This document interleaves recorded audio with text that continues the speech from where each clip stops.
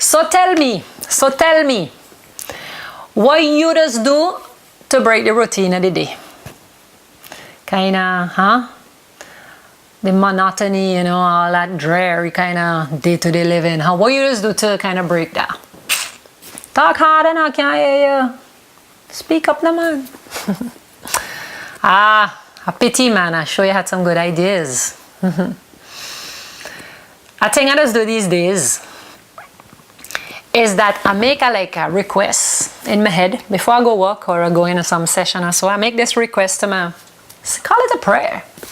I want to see God today. I want to see the proof of His existence. I want to see the way He's intervening in our world.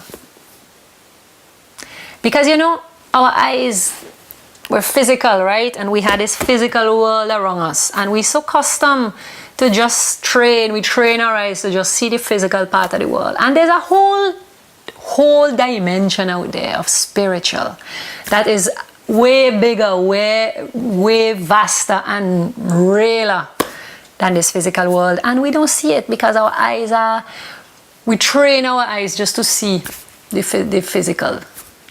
So, so this is how it does happen, eh?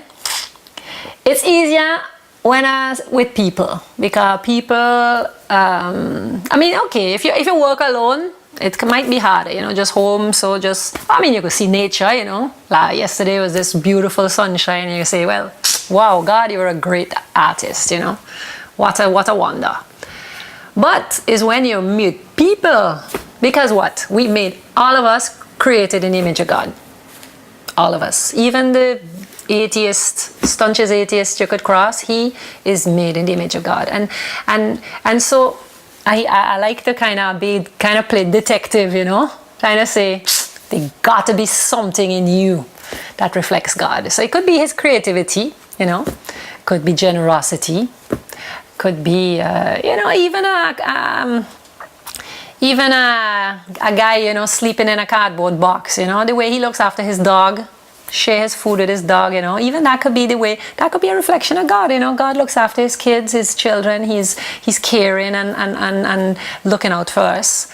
And I could see the reality of God in that man, feeding his dog. And then there's the people who I cross, you know, I meet, who start into asking questions about God, want to know about Him, and that's just great, you know, just to kind of feel that curiosity growing, you know. And then there's the people I cross, you know, the ones who've given their life to God, and you can just see how God is transforming their life, how from the time to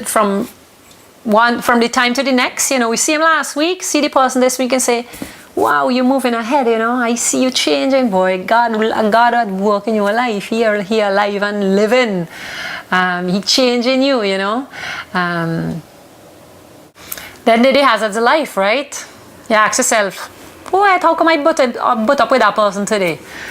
You know, and then you say, what I had to be, you know. It's like crazy. If we had planned to meet, we wouldn't have met, but we just butt up, and it was important that we met, so we had something important to give to each other.